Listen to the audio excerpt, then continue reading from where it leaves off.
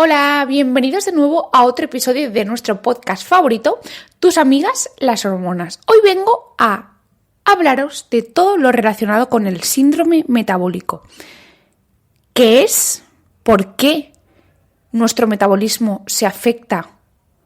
¿Y cómo se afecta cuando tenemos este síndrome? ¿Cómo podemos saberlo? Incluso nosotros desde casa, con un pequeño metro, si lo tenemos. ¿Cuáles son las causas que nosotros podemos mejorar para evitar desarrollarlo y por tanto evitar enfermedades cardiovasculares o el desarrollo de diabetes? O en el caso de que lo tengamos, ¿cómo podemos revertirlo? Porque se puede revertir.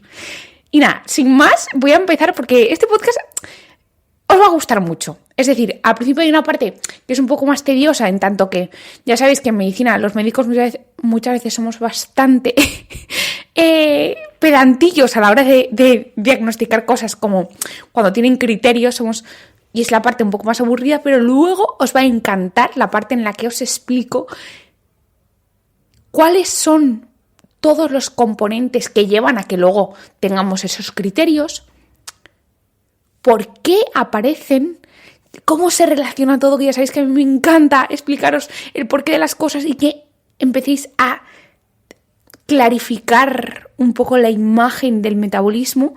Y luego al final os diré pues qué medidas del estilo de vida, deporte, alimentación, tipos de suplementos, que eso os gusta, pero antes hay que pasar por el aro de saber qué es, ¿vale?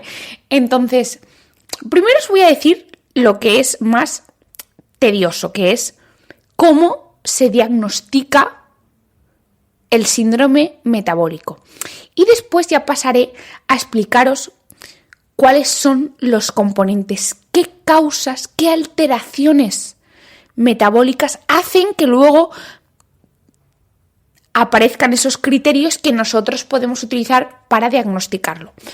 Entonces, vais a ver que los criterios son muy amplios en tanto que tocan muchos aspectos del metabolismo, pero es que precisamente el síndrome metabólico es un conjunto de diversas alteraciones metabólicas en la insulina, en la glucosa, en la coagulación, en el ácido úrico, en la función renal, que llevan a que haya una disfunción, una alteración en el adecuado metabolismo de todo el cuerpo y por tanto, por eso al final las manifestaciones pueden ser tan diversas y por tanto por eso es una de las condiciones que si las revertimos estamos quitándonos tanta losa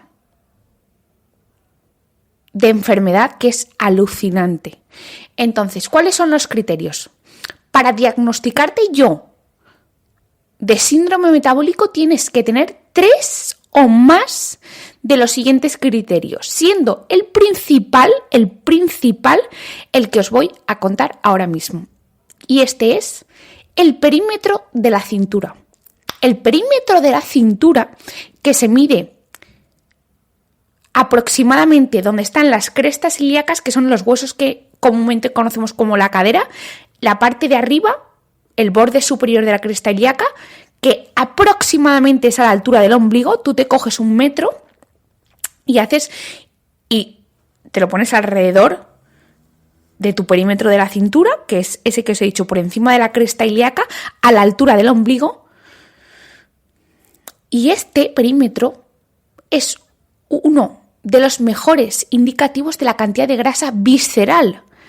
De hecho, el índice de masa corporal ya desde hace 5 o 6 años en las últimas guías ya ha pasado a ser, no lo utilicemos porque es un marcador pésimo de nuestro estado metabólico. En cambio, el perímetro de la cintura y luego, menos comúnmente, el índice cintura-cadera ha demostrado correlacionarse muchísimo mejor con la cantidad de grasa visceral, que es la que os expliqué en mi vídeo de Instagram, que es la más inflamatoria, la que causa mayor riesgo cardiovascular, la que se relaciona con numerosas enfermedades cardiovasculares, numerosas enfermedades metabólicas, con disfunciones reproductivas como el síndrome del ovario poliquístico, con baja calidad espermática en hombres, baja testosterona, etc. Esa grasa visceral que lamentablemente es la más inflamatoria, pero también a la misma vez es la que mejor responde al ejercicio físico, se puede estimar de manera bastante buena midiendo el perímetro de la cintura, que es el componente principal del síndrome metabólico. ¿Y cuál es ese perímetro de la cintura? Pues en población caucásica, todo valor en mujeres que sea mayor o igual a 80 centímetros y en hombres mayor o igual a 94 se considera un perímetro de la cintura elevado. Isabel, pero yo soy ancha o yo soy ancho. Estos perímetros han sido ajustados por numerosos factores, ancho, no ancho, todo lo que queráis. Es este valor, es decir, no hay que ajustarlo por la altura, no. Estos márgenes ya están ajustados por todas las variables que se os ocurran. De hecho, si no, no serían los criterios armonizados desde 2009 para el síndrome metabólico. Es decir, está ajustado por todo. Si tú te mides bien el perímetro de la cintura y lo tienes, si eres mujer, mayor o igual a 80 y si eres hombre, mayor o igual a 94, es un perímetro de la cintura elevado. Y elevado quiere decir que aunque tengas un peso aparentemente normal, probablemente tengas un exceso de acumulación de grasa en las vísceras, ¿vale? Que es muy proinflamatorio y aunque tú por fuera, es decir, piernas y brazos estés bien, esa grasa, que es la que a ti menos te importa, pero a mí más me importa, es la que más problemas nos puede dar. De ahí a que este perímetro de cintura es así, lo digo porque cada vez que digo esto es, ostras, pero quien mide más, no. O sea, son medidas armonizadas, ¿vale? Entonces, el primer criterio es tener un perímetro de la cintura medido por encima de las crestas ilíacas o aproximadamente a la altura del ombligo, mayor o igual de 80 centímetros en mujeres y mayor o igual a 94 centímetros en hombres. Después vienen 4 parámetros que hay que medirlos, ¿vale? Y esto es una glucosa en ayunas mayor o igual a 100 miligramos por decilitro o que estés en tratamiento, unos triglicéridos mayor o igual a 150 miligramos por decilitro o que estés en tratamiento específico para los triglicéridos, un colesterol HDL, abro comillas, el colesterol bueno, por debajo de 50 en mujeres o por debajo de 40 en hombres y una tensión por encima de 130 la máxima y por encima de 85 la mínima. Un pequeño inciso. Acordaos que la glucosa, un valor, si tú has tenido un valor una vez por encima de 100 no es muy indicativo. La glucosa elevada se tiene que corroborar en varias analíticas. ¿Por qué digo esto? Porque, ostras, Isabel, es que a mí la glucosa me ha salido una vez en 102. La salud en general hay que poner un parámetro a partir del que diagnosticamos cosas, pero es que no hay mucha diferencia si la tienes en 99 y en 101. Es decir, si nos regimos por eso, yo la tengo en 99, estoy bien, la tengo en 101, ya puedo tener un componente del síndrome metabólico. No, o sea, la salud no es algo tan estricto, ¿vale? Lo digo porque si tú la has tenido en 103 en una analítica no pasa nada, sobre todo porque la glucosa en ayunas fluctúa mucho. Si tú el día de antes tuviste un evento estresante o ha sido estresante porque no llegabas al análisis, eso te ha subido el cortisol, te ha subido la adrenalina y la noradrenalina y probablemente en esa analítica la glucosa salga alta. O, por ejemplo, te han hecho el análisis y por X y Z han tardado más en procesar ese tubo y la glucosa puede salir falsamente baja y decir, estoy bien cuando estás mal. Lo digo porque por eso a mí en general me gusta, ante resultados analíticos un tanto sorprendentes con respecto a lo que yo veo o me cuenta la persona, repetirlos. ¿Por qué? Porque un análisis nunca es infalible. Es decir, rara vez con un análisis aislado se puede diagnosticar algo. Los análisis hay que repetirlos porque estás midiendo una cosa en un momento puntual en la vida de una persona, que es a las 8 de la mañana, bajo unas condiciones concretas, y no siempre es infalible. Por eso, yo os he dicho los criterios analíticos. Los triglicéridos no suelen variar tanto y el colesterol tampoco, pero por ejemplo la glucosa sí. Por tanto, si tú has tenido una glucosa por encima o igual a 100 un día, no es preocupante si eso no va a más o es recurrente en los meses venideros, ¿vale? Entonces, resumen, y ahora explicaré por qué estos criterios se usan, es decir, por qué para diagnosticar el síndrome metabólico yo tengo que tener 3 o más de los criterios que repito, que son un perímetro de la cintura elevado, y consideramos elevado a partir de 80 centímetros en mujeres y 90 centímetros en hombres, que tengas una glucosa en ayunas por encima o igual a 100 o que estés en tratamiento para la glucosa, es decir, que tengas un fármaco, que tengas triglicéridos por encima de 150, que tengas un colesterol malo muy, muy bajo, un colesterol bueno muy, muy bajo, que es por debajo de 50 en mujeres y por debajo de 40 en hombres, o que tengas una tensión arterial por encima de 130-85. Porque, como veis, vosotros veis, y mira, estamos tocando perímetro de la cintura, grasa visceral, estamos tocando metabolismo de la glucosa, estamos tocando metabolismo de triglicéridos y de colesterol, es decir, de los lípidos, y estamos tocando tensión. ¿Qué cositas controlan todo esto? La primera hormona que os puede venir a la mente, yo creo que ya todos lo sabéis, ¿no? ¿Qué hormona controla la grasa visceral, la glucosa, los triglicéridos y el colesterol? Quien sea un pro de mi Instagram o de mi cuenta tiene que saber la primera hormona, ya os la he revelado, la primera hormona que controla todo esto es la insulina. Es más, y ves, aquí esto me gusta, aquí hilar. Precisamente un componente clave de la génesis del síndrome metabólico es una inadecuada función de la insulina. Cuando la insulina no funciona adecuadamente, somos resistentes a la insulina, lo que se denomina insulinoresistencia. Y quiero que proceséis esto en este orden, ¿vale? Porque tendemos a demonizar las hormonas y las hormonas son necesarias en su punto y su lugar para vivir. Si no, no existirían.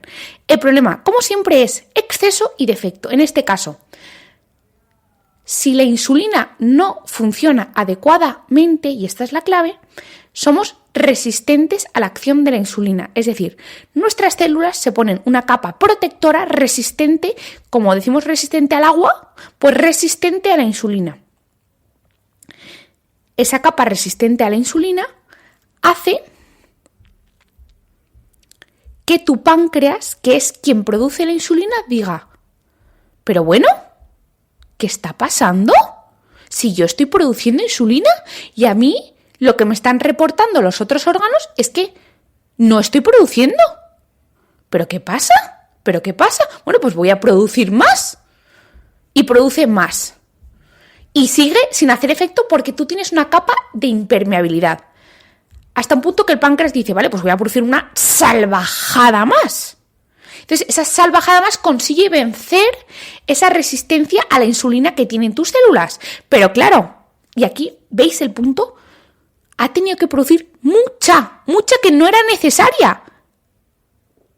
Por tanto, el problema no es la insulina en sí, es que tú seas resistente a la insulina, que la insulina no haga ese efecto, que como consecuencia el páncreas tenga que producir mucha más insulina de lo que debería para que haga el mismo efecto, y por tanto ese exceso de insulina desajusta el metabolismo, el exceso.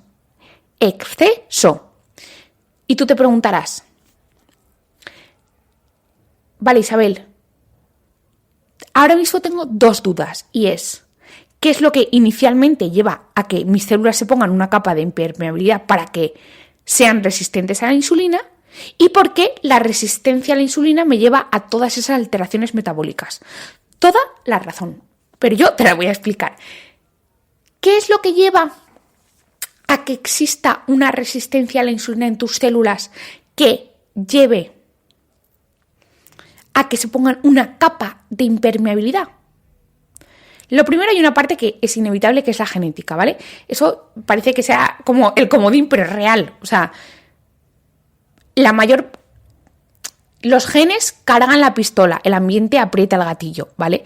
Entonces, tú tienes que cargarte la pistola, tú tienes que tener una predisposición. Entonces, esa predisposición genética, ¿la tienes o no la tienes? No tenemos manera de cambiar los genes, ¿vale? Entonces, además de la predisposición genética, que la dejamos ahí, hay varios factores que contribuyen a que tus células se pongan un chubasquero impermeable a la insulina, que es, por una parte, y esto es es como la pescadilla que se muerde la cola, ¿vale? Veréis que se autorrelacionan. Lo primero es que tú tengas un exceso de grasa, tanto en tus órganos, que no deberían estar, como en el tejido adiposo. ¿Por qué? Porque ya sabéis que la grasa no es una sustancia inerte, produce muchas sustancias, de hecho muchas hormonas también, como la leptina, como la adiponectina, pues produce muchas sustancias que son, entre otras cosas, proinflamatorias. Tú, en un estado proinflamatorio, es como si tuvieras un fuego. Si tú tienes un fuego, la insulina no tiene manera de entrar en la célula, no ve, está todo lleno de fuego, dice, ostras, solo veo humo, no sé entrar. Entonces, no puede hacer su función y te vuelve resistente. Entonces, el exceso de grasa corporal que media un exceso de inflamación lleva a la resistencia a la insulina. Por otra parte, cualquier enfermedad que se asocie con inflamación crónica, en cierta manera, va a causar una resistencia a la insulina. De hecho, por ejemplo, las personas ingresadas, ¿vale? Independientemente o no de que tomen corticoides, que también crea resistencia a la insulina, tienden a tener unas glucosas más altas. ¿Por qué? Porque nuestro cuerpo, ante un estado de inflamación, se vuelve resistente a la insulina, porque la inflamación hace que las células estén llenitas de fuego y la insulina no puede hacer su efecto, y por eso muchas veces en el hospital el azúcar está muy alto, ¿vale? Entre otras cosas, aparte de que no nos movemos, etcétera, es por el propio proceso de infección que crea inflamación, y la inflamación crea resistencia a la insulina. Por eso realmente la glucosa, etcétera, en un análisis del hospital no debe valorarse como el estándar, ¿vale? Esa persona está sesgada porque estaba francamente enferma.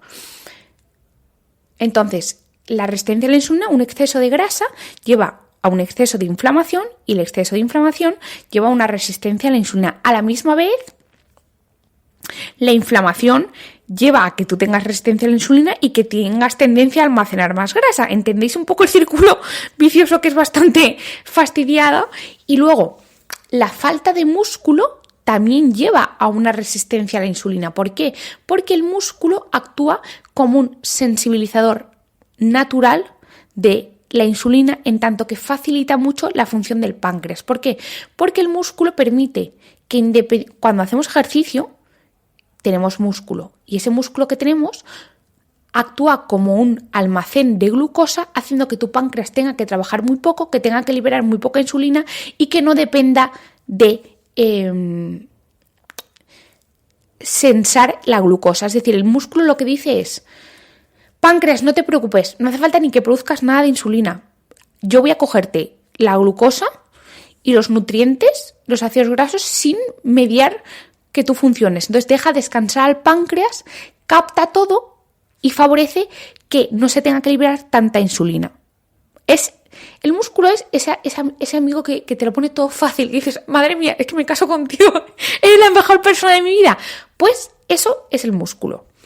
Entonces, la falta de músculo también induce la resistencia a la insulina, y si encima nos juntamos en el término obesidad sarcopénica, que es tengo una falta de músculo con respecto a mi porcentaje de grasa, porque tú puedes tener obesidad sarcopénica sin, abro comillas, tener criterios por IMC, porque ya sabéis que el índice de masa corporal es pésimo.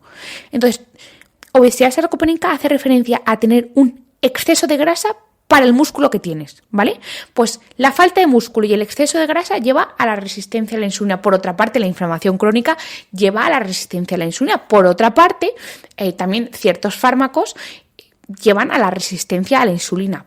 El más conocido que lleva a la resistencia a la insulina, más allá de algunos fármacos específicos antirretrovirales, etcétera, y fármacos biológicos, los corticoides que nos lo dan para todas las enfermedades autoinmunes existentes, para el lupus, para la hepatitis autoinmune, para artritis reumatoide, para numerosos vasculitis, que lo dan para un montón de cosas, para enfermedades inflamatorias, para todo.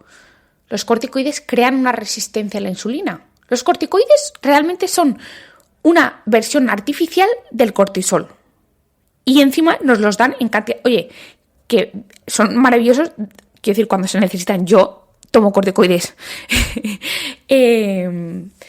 todos los días porque tengo, entre otras cosas, varias enfermedades autoinmunes que necesitan la toma de corticoides, como es el lupus y la hepatitis autoinmune.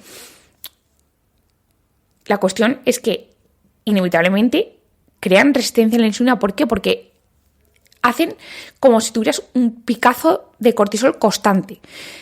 Y el cortisol, sabéis que crea resistencia a la insulina porque lo que hace es que el azúcar, los nutrientes no sean metabolizados adecuadamente por el músculo ni por el tejido adiposo y que vayan circulando por la sangre y los recircula al tejido de la zona abdominal. ¿Por qué? Por un sentido biológico. Lo que pasa es que cuando tú te lo tomas como un fármaco ya deja de tener todo el sentido.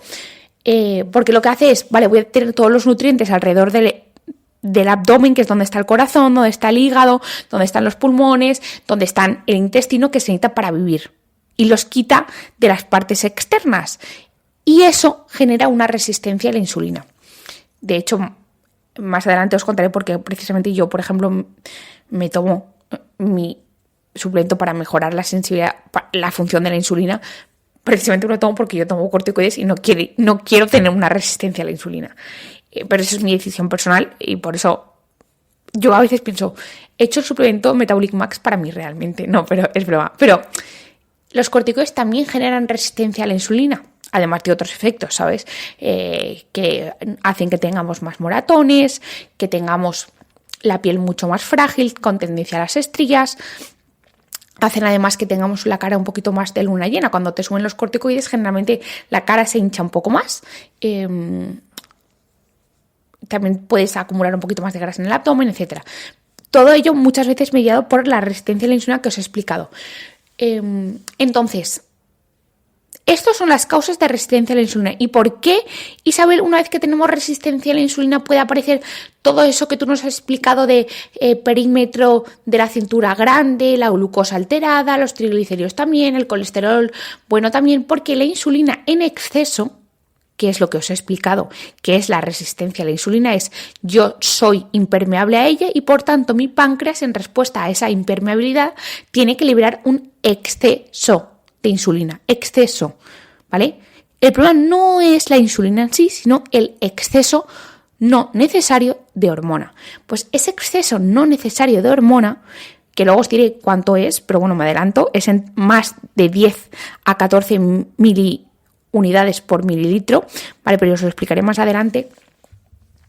Ese exceso de insulina lleva a que sus funciones no se hagan bien porque la insulina tiene unas funciones concretas, con unos niveles concretos. Cuando se pasan esos niveles, todo se exacerba. Por tanto, un exceso de insulina lleva a una tendencia de acumular, o sea, una predisposición a acumular grasa, ¿vale? A que en tu tejido adiposo se creen triglicéridos que se depositen como grasa y además que tu hígado acumule un exceso de glucosa y que ese exceso de glucosa o ese exceso de lípidos, cuando tu hígado ya no puede más, tu hígado encima dice, no puedo más, pues ahora voy a crear más grasa. Es decir, un exceso de insulina no solo almacenas más grasa, sino que tu hígado intenta almacenar lo que puede y lo que ya no puede, de carbohidratos, etcétera, los transforma en grasa y o se los queda él o los envía a músculos, a órganos, a tejido adiposo, etcétera. Y por eso aparece la glucosa alta. ¿Por qué? Porque no se puede manejar bien la glucosa. Aparecen los triglicéridos altos, aparece obviamente un perímetro de la cintura elevado porque tus órganos empiezan a tener grasa que no tendrían de normal, pero como tu insulina está mal y no hace sus funciones, se empieza a crear tejido graso y tu hígado empieza a producir grasa que lo va enviando por ahí y a donde cae puede, pues sale alrededor del corazón, alrededor del hígado, alrededor del páncreas y todo eso incrementa el perímetro de la cintura. Luego, por otra parte, un inadecuado manejo de la insulina también afecta al adecuado balance hidroelectrolítico, al adecuado balance de otras hormonas que controlan la tensión arterial, como por ejemplo la aldosterona, y lleva a una elevación de la tensión arterial.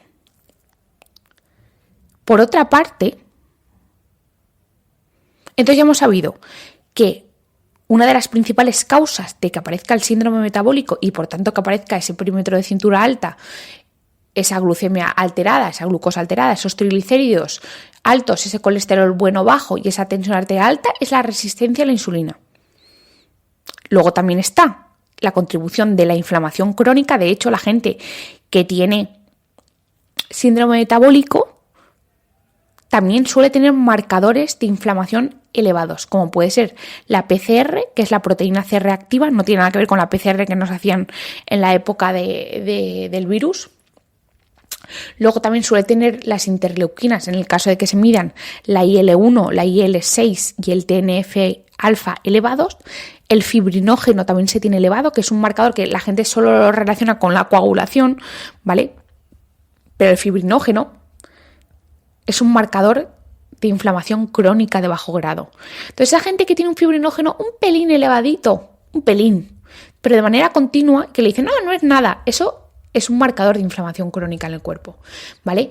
Y de hecho, por eso, las personas con síndrome metabólico tienen tendencia a tener una hipercoagulabilidad, es decir, tienen una tendencia a formar coágulos y trombos, porque parte del síndrome metabólico se debe a una inflamación crónica. La inflamación crónica altera a los factores de coagulación, altera al fibrinógeno, etcétera, y eso se manifiesta con una tendencia a tener coágulos. Luego, por otra parte, no menos importante, el síndrome metabólico se caracteriza muchísimo por una elevación del ácido úrico. El ácido úrico, que la gente solo asocia con la gota, el ácido úrico es un componente fundamental del síndrome metabólico, es decir, ácidos úricos por encima de los valores normales. No implica tener gota, pero sí que implica en este contexto, ostras, algo no está yendo bien en mi metabolismo. El ácido úrico se forma por el metabolismo de purinas, ¿vale? Y en su metabolismo están implicadas muchísimas hormonas claves y que se ven afectadas cuando tenemos un exceso de inflamación, un defecto en la función de la insulina y básicamente, porque esto no es un podcast del ácido úrico, es por varias cosas. Primero, porque la resistencia a la insulina, y volvemos a eso, lleva a un exceso de insulina. Y un exceso de insulina aumenta la reabsorción en los riñones de ácido úrico. Es decir, eliminas menos ácido úrico por la orina, se acumula más en el cuerpo. Por otra parte, la inflamación, y especialmente la inflamación a nivel hepático, hace que no metabolicemos adecuadamente la fructosa. Y un exceso de fructosa en el hígado genera niveles muy altos de ácido úrico y luego, por otra parte, el exceso de grasa corporal también lleva a una alteración del metabolismo del ácido úrico que lo eleva y, por otra parte, cuando tenemos un exceso de insulina y un exceso de grasa corporal, los riñones se ven afectados.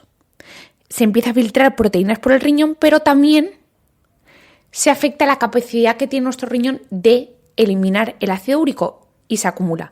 Por tanto, veis como resistencia a la insulina, inflamación, exceso de grasa, todo lleva a alteraciones del metabolismo normal en este caso del ácido úrico, y lleva a la acumulación del ácido úrico. Por tanto, mucha gente dice, no, es que el ácido úrico no siempre es porque tú consumas muchos alimentos ricos en ácido úrico o porque tú tengas o porque tomes ciertos fármacos que eleven el ácido úrico.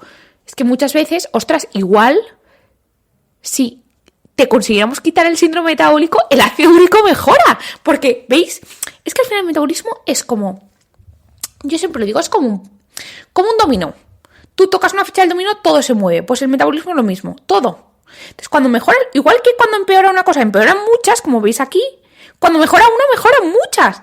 Entonces, si entendéis todo esto, ostras, es que te digo, tienes síndrome metabólico, no te explico el por qué, tampoco incentivas a la persona a que se cuide o que le des un motivo. Si yo en cambio te explico, ostras, mira, es que tienes un exceso de insulina porque tienes resistencia a la insulina porque, oye, estás con corticoides por una enfermedad, o porque tienes un exceso de grasa, porque te falta músculo, o porque tienes una inflamación crónica por X motivo, ¿vale? Ya sabemos que tienes una resistencia a la insulina, que eso te está provocando todas las alteraciones, que además, por esa inflamación crónica, tienes un poquito de hipercoagulabilidad, tienes el ácido úrico elevado.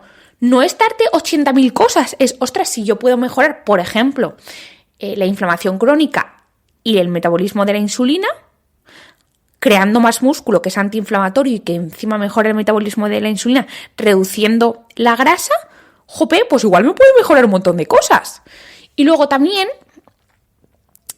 como consecuencia de esta resistencia a la insulina, que ahora os diré cómo se calcula, y voy a decir esto. El hecho de que tú en un análisis no tengas resistencia a la insulina no quiere decir que tu insulina funcione bien. Ahora os lo explicaré un poco entenderéis por qué. Por los métodos en los que tenemos ahora para identificar la resistencia a la insulina, que no son los mejores analíticamente. Entonces, esa resistencia a la insulina que se puede intuir, sobre todo por lo que os he dicho, generalmente un acúmulo, sin otra causa, de grasa predominantemente en el abdomen, generalmente, y si además va asociado con alguna de las alteraciones que os he dicho de, ostras, tengo la glucosa un poco borderline alta, tengo los triglicéridos un poco borderline altos, el colesterol bueno, bajito, y la tensión borderline alta, es muy indicativo de un inadecuado metabolismo de la insulina. Pues esa insulina resistencia, esa inflamación crónica, también nos predispone a las mujeres a tener un exceso de andrógenos. ¿Por qué? Porque el exceso de insulina disminuye a la proteína SHBG, que es la proteína que transporta andrógenos de manera inactiva. Por tanto, tienes mucha insulina, tienes mayor cantidad, tienes menor cantidad de la proteína que transporta los andrógenos y por tanto tienes mayor cantidad de andrógenos libres. Y por eso es algo que gente que tiene resistencia a la insulina suele tener pues acné, alteraciones menstruales o el síndrome del ovario poliquístico, ¿vale? En el caso de los hombres, porque ya me anticipo, ¡ostras, cómo mola! Pues yo quiero tener un montón de insulina para tener testosterona libre. No funciona así. ¿Por qué? Porque precisamente la inflamación crónica que produce el exceso de insulina y el exceso de grasa corporal en hombres lleva a que exista, primero, un menor estímulo del hipotálamo para la producción de FSH, LH y por tanto de testosterona en los testículos, y además lleva a que convirtáis más testosterona en estradiol. Es que las cosas entre hombres y mujeres no son iguales. Entonces, una resistencia a la insulina en las mujeres lleva a un exceso de andrógenos porque hay un menor número de la proteína que transporta inactiva la testosterona, por tanto hay más testosterona libre activa, y por tanto hay un mayor hiperandrogenismo en mujeres que se puede manifestar en acné, caída del cabello o como parte del espectro del síndrome del ovario poliquístico, que lleva inherentemente a alteraciones del ciclo menstrual, ciclos muy largos o incluso baches amenorreicos. Y en hombres, esa insulinoresistencia, esa inflamación crónica, ese exceso de grasa corporal os lleva a que tengáis menos testosterona libre porque tenéis más conversión a estradiol. Entonces, de todas, a nadie nos viene bien tener resistencia a la insulina, ¿vale? Entonces, resumen. Los componentes las causas del síndrome metabólico, ¿vale? Son fundamentalmente que tú tienes una capa impermeabilizadora a la insulina, una insulinoresistencia, que tienes una inflamación crónica de bajo grado que es causa y consecuencia a la misma vez. Además, por todo ello puedes tener un exceso de ácido úrico, un exceso de coagulación, que todo conlleva y contribuye a que en general tu metabolismo esté afectado. Entonces tú te preguntarás, Isabel, vale, ¿cómo sé si tengo resistencia a la insulina? Ya me has dicho que más o menos si tengo el acúmulo de grasa abdominal, si tengo todo eso de la glucosa un poquito afectada, un poquito la tensión, los triglicéridos, me puedo orientar. Pero yo soy una persona que yo necesito tener números. Lo primero, la manera mejor de medir, pero yo os lo explico, aunque esto no se puede hacer, pero para que entendáis por qué luego los análisis no son infalibles. La mejor manera de valorar si se es resistente a la insulina o no se llama pinza euglucémica hiperinsulinémica, que es lo que se hace en los estudios. Por eso, cuando a veces extrapolamos cosas de los estudios a la vida real, ostras, los valores no son los mismos, porque las pruebas que estamos haciendo a la persona del estudio no es la que le estoy haciendo a Margarita de Huelva, ¿vale? ¿En qué consiste esta pinza, o en inglés clamp, euglucémica hiperinsulinémica? Pues que yo te siento en una silla, te inyecto por vía intravenosa una cantidad fija de insulina para crearte una hiperinsulinemia. Y luego, a la misma vez, en el otro brazo te inyecto a la misma vez glucosa, para evitar que, obviamente, la insulina produzca una hipoglucemia que te pueda matar, ¿vale? Entonces, se infunde en paralelo, intravenosamente, por un lado insulina y por otro lado glucosa. Y a la misma vez te mido en sangre los niveles de glucosa.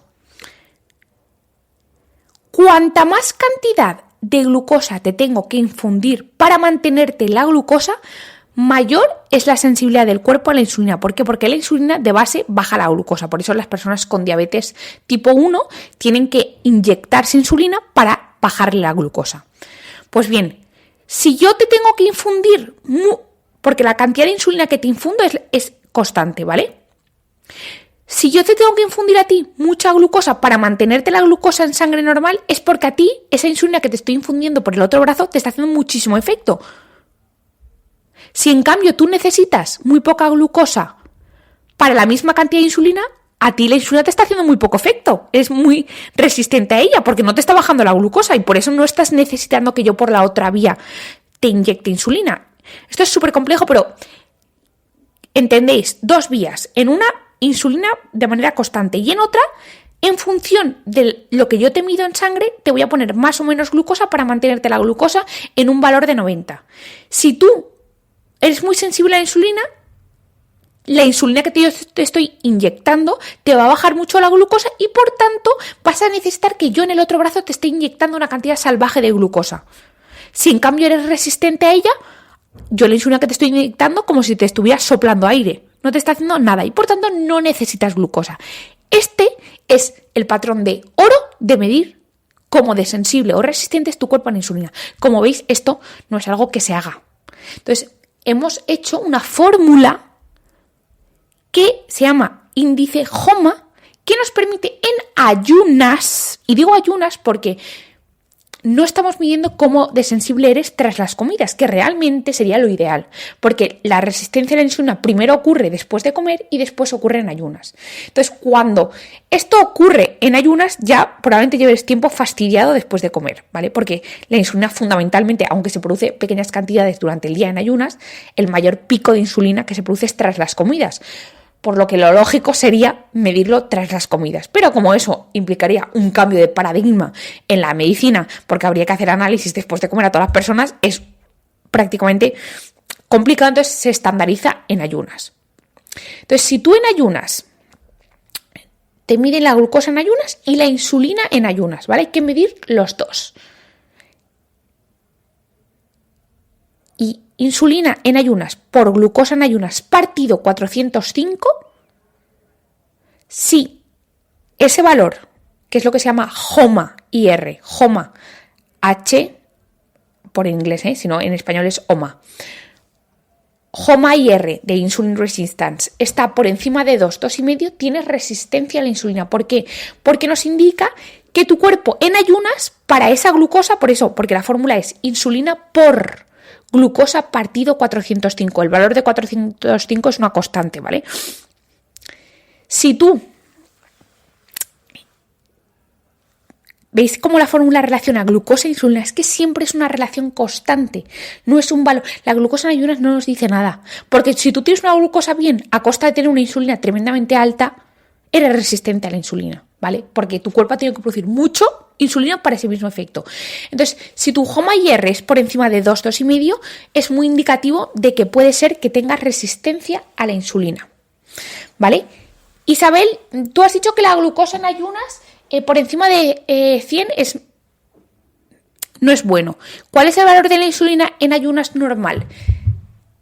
Idealmente debería estar por debajo de 10-14 miliunidades por litro. Es decir, todo lo que sea por encima de 10-14 es un valor en ayunas de insulina excesivamente alto, ¿vale?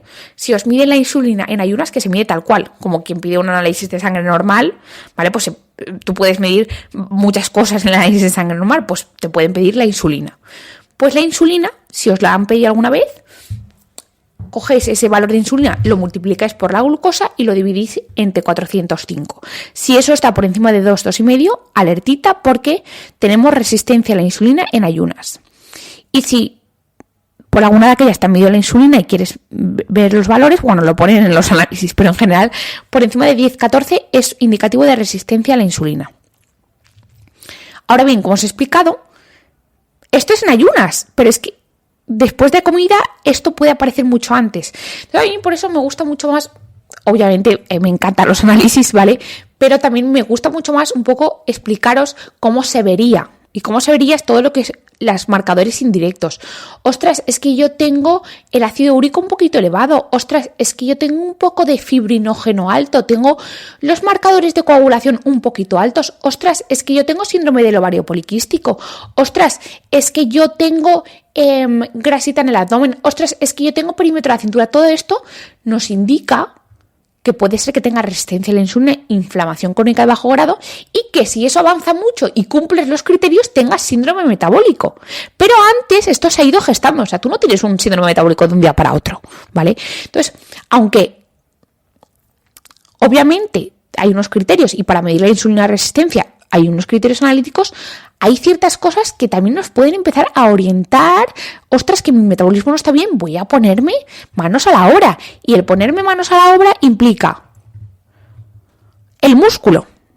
Soy muy repetitiva, pero me da igual.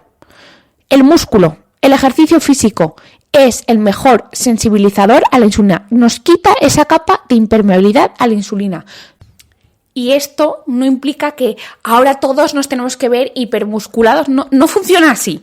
O sea, tú puedes tener músculos sin verte como el mazao que tienes en mente, ¿vale? O sea, lo digo porque sobre todo esto pasa con las mujeres. Ostras, es que y yo no entiendo, porque yo también soy mujer, obviamente, y a mí, aunque cada persona le gusta una cosa, a mí tampoco, yo no quiero ser una persona hipermusculada, ¿sabes? O sea, entonces, lo digo porque lo entiendo, porque, ostras, todavía está el miedo a te vas a ver megamazada. No, o sea, hacedme caso, es que por hacer deporte no te vas a ver megamazada ni nada similar, ¿vale? Lo digo porque esa duda sigue estando ahí, aunque la gente dice que le da corte, pero yo es que os leo la mente. Entonces, el ejercicio físico de fuerza, el ejercicio físico que te reta tus músculos, no te va a volver mazada, créeme, ¿vale? Y va a mejorar mucho tu salud en general, tu salud mental, mejora la condición con la que entras en la menopausia, mejora, que de hecho, esto es un tema que algún día tengo que hablar porque creo que en redes sociales está un poco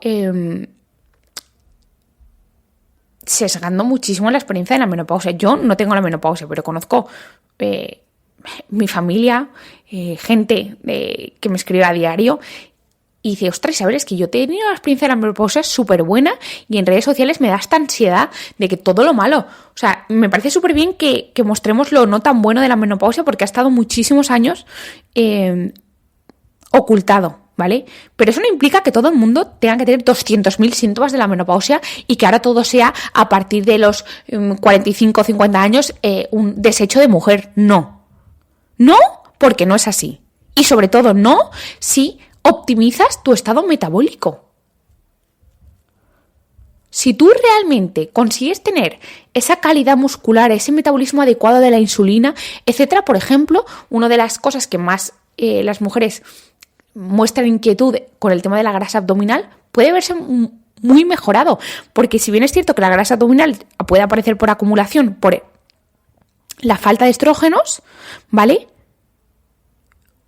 A la misma vez se junta con que en esas edades empeora el metabolismo de la insulina. Entonces, si tú tienes músculo, vas a estar mejorando todo esto. Insisto, no es verte mazadísimo, es simplemente tener algo. O sea, ¿para qué nosotros tenemos? Yo me acuerdo cuando estaba en anatomía estudiando, 2 años de anatomía, La gente que sois médicos os acordaréis. ¡Qué horror! ¡Qué horror! Las clases de anatomía, Uf, qué horror. Estoy recordando ahora, Dios.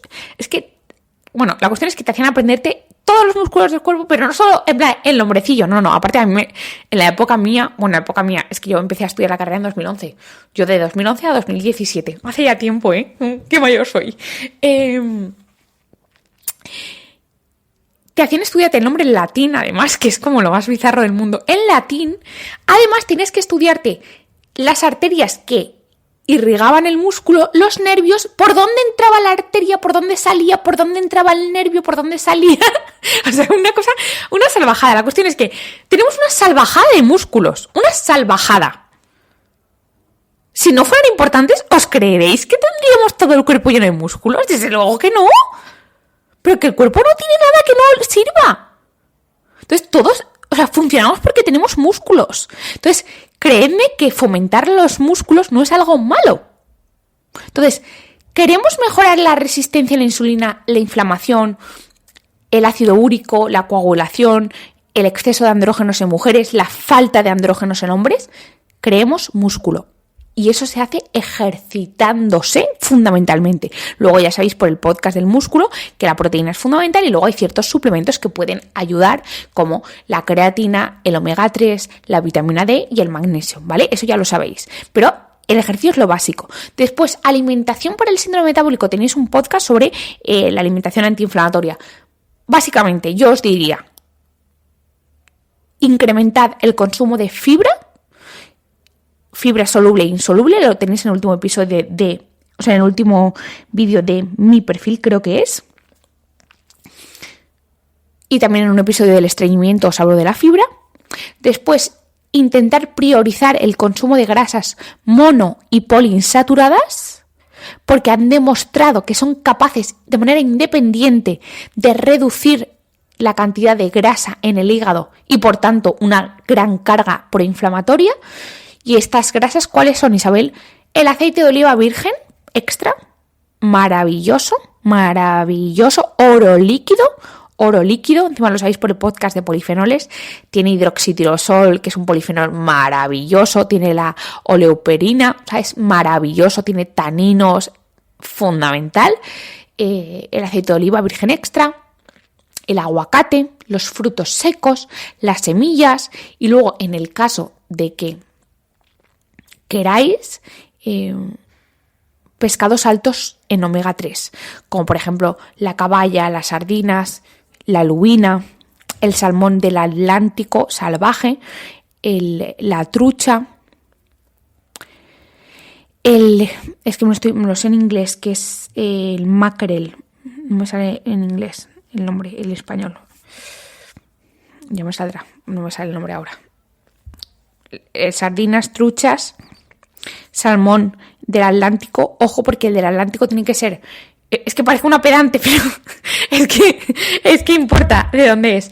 El salmón del Atlántico tiene que ser salvaje por el tema de los, porque al final si no estamos haciendo un pan con unas tortas. Luego, porque si es del Pacífico, tiene menos cantidad de omega 3, y esto ya lo sabéis, yo creo que esto lo he explicado 1000 veces. Y entonces, sardinas, anchoas, caballas, salmón salvaje del Atlántico, el salmón rosa, luego la lubina, ya me ha salido el abadejo, que no me salía, el abadejo también, y luego, yo nunca lo he probado, pero el arenque también es alto en omega 3. Entonces, aceite de oliva virgen, frutos secos, semillas, aguacate y, en el caso de que consumáis, queráis y podáis, estos pescados que os he dicho.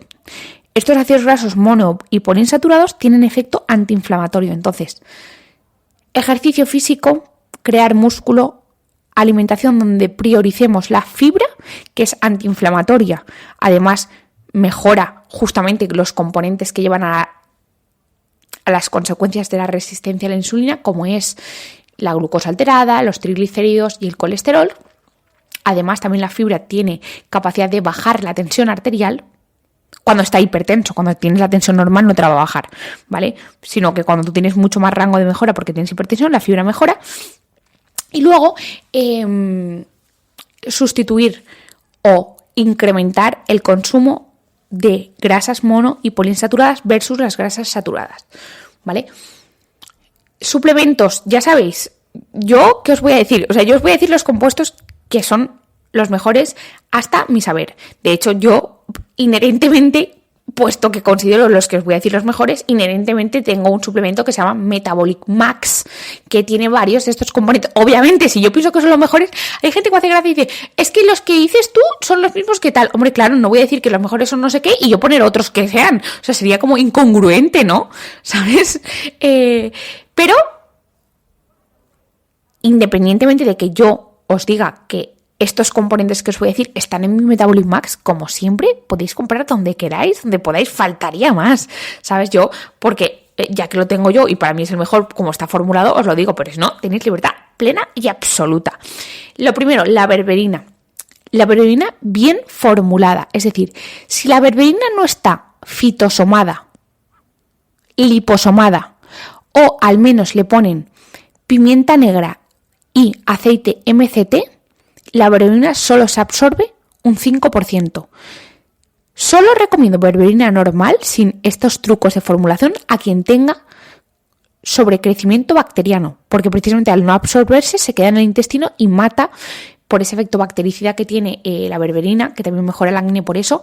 En ese caso, en todos los demás casos, obviamente la berberina tiene que estar bien absorbida y eso implica que esté protegida porque la berberina es una sustancia muy susceptible a la inactivación intestinal y por tanto tiene que ser fitosomada, liposomada o con extracto de pimienta negra o con aceite MCT. Bueno, y si lleva ya una mezcla, pues todo mejor. ¿Por qué? Porque la berberina, de hecho lo llaman la metformina natural, porque actúa mejorando varios componentes del síndrome metabólico por varias vías. Primero, aumenta la proteína activada por AMP, que es lo que conocéis como AMPK. ¿Qué quiere decir que la berberina active la vía de la AMPK?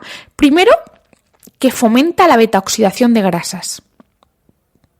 Es decir, favorece que en nuestras mitocondrias se oxiden los ácidos grasos, que es fundamental y que es una parte que se ve afectada cuando se afecta el metabolismo de la insulina. Por otra parte, aumenta la captación de glucosa por el músculo porque estimula la apertura de unas puertas que se llaman GLUT4. Esto hace que tú seas más sensible a la insulina y por tanto que tu páncreas no tenga que producir tanta insulina. Por otra parte, mejora y crea nuevas mitocondrias, lo que se llama biogénesis mitocondrial.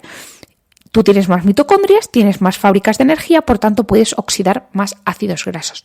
Por otra parte, estimula el consumo de glucosa, estimula a la glucólisis porque estimula la vía de la fosfofructoquinasa 2.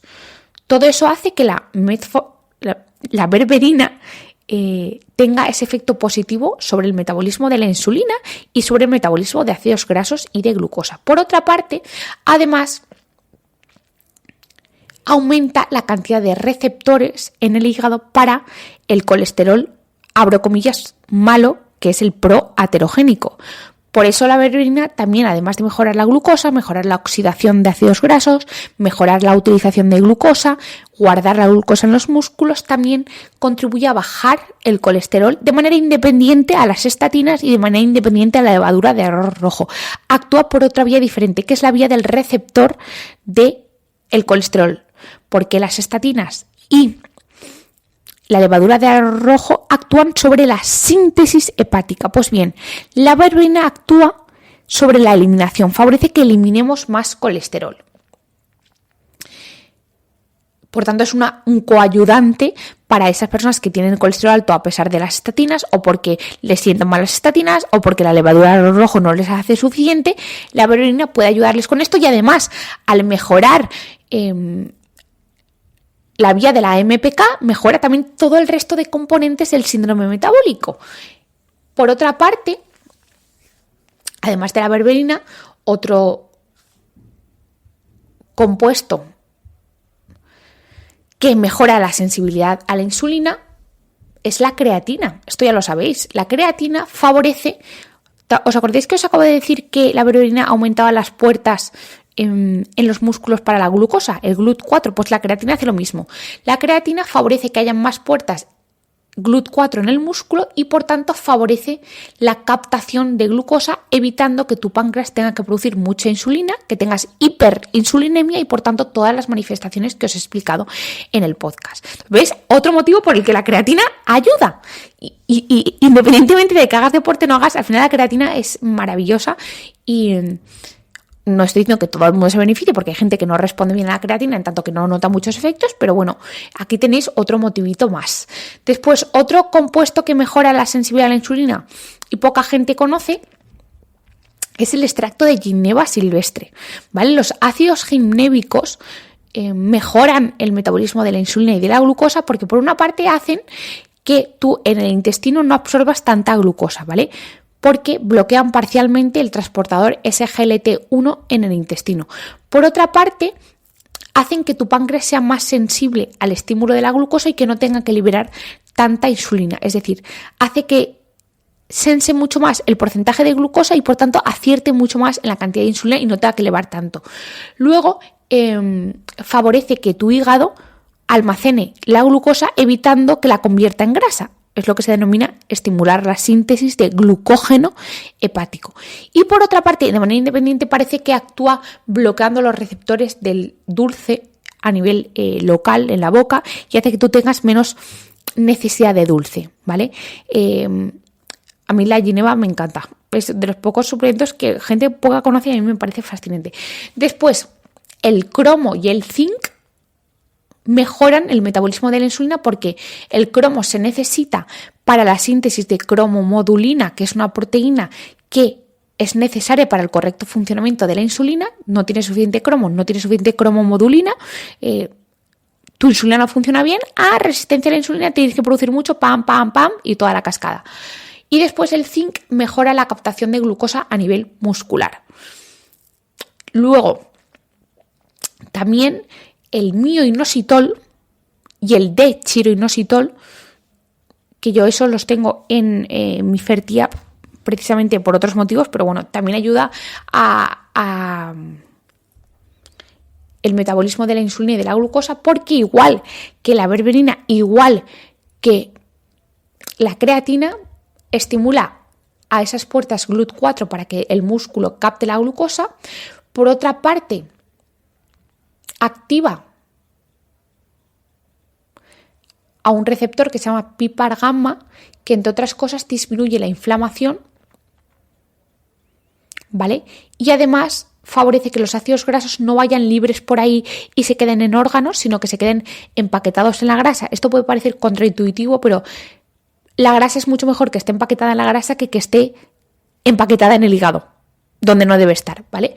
Pues el inositol aumenta las puertas de GLUT4 y activa el receptor PPAR gamma que evita que la grasa se acumule en órganos. Y por otra parte, el D-chiroinositol ayuda a que la glucosa se quede empaquetada en el hígado como glucógeno y que no vaya y se convierta en grasa. Entonces, de manera global, Podéis combinar varios suplementos de estos que os digo, o uno si queréis. Yo en mi Metabolism Max tengo varios de estos, pero vamos, que insisto, Isabel, yo porque no me apetece o porque no me da igual, pues la berberina, unos 500 miligramos de berberina bien formulada, el extracto de ginebra silvestre, la creatina, entre 3 a 5 gramos, también la silimarina, que es extracto de cardamariano, ayuda a nivel hepático a que se metabolice mejor la insulina, la glucosa y evitando su acumulación, el minoxidil entre 2 y 4 gramos y el dechirisositol son mucha menos cantidad, pues desde 40 miligramos hasta 100 miligramos hace efecto, el zinc entre 15 y 25 y el cromo a partir de 100 hasta 500 microgramos es suficiente. Pero fundamental, acordaos, lo importante es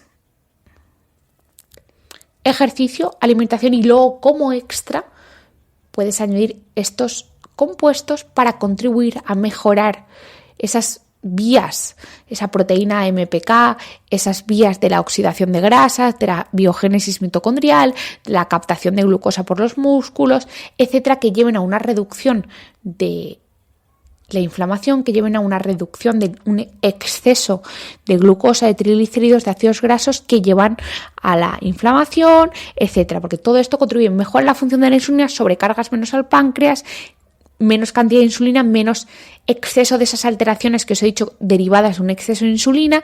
¿Veis? Es un poco la pescadilla que se muerde la cola. Cuando mejoras una cosa, el resto va a mejorar. Y nada, que espero que os haya gustado el podcast, que muchísimas gracias por ser tan amables conmigo. Gracias por dedicarme un trocito de vuestro día a escucharme, a dejarme enseñaros cómo funciona el cuerpo para que sepáis más, temáis menos y elijáis mejor. Y de corazón, que gracias, sinceramente gracias, y no sé si lo podéis compartir a alguien que le sirva, perfecto, y si no, pues mira, ya habéis aprendido vosotros. Que un besito muy muy fuerte y nos vemos en el próximo episodio. Adiós.